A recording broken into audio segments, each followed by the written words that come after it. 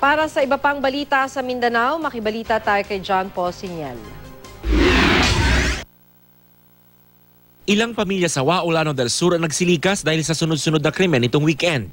Nitong Biyernes, nakita sa isang bangin sa bayan ang bangkay ng isang babaeng 15 taong gulang.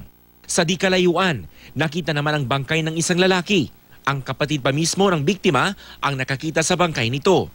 Nakita pa raw niya ang posibleng pumatay sa kanyang kapatid. Muntik pa nga raw siyang tagayin nito pero nakatakbo lang siya palayo.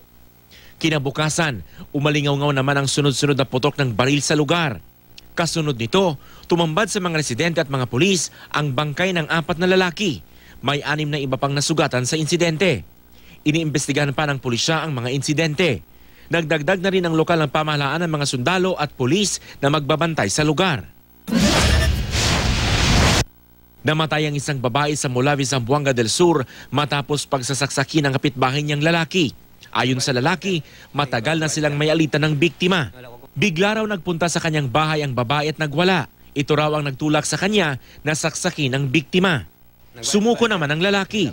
Naharap siya sa kasong homicide.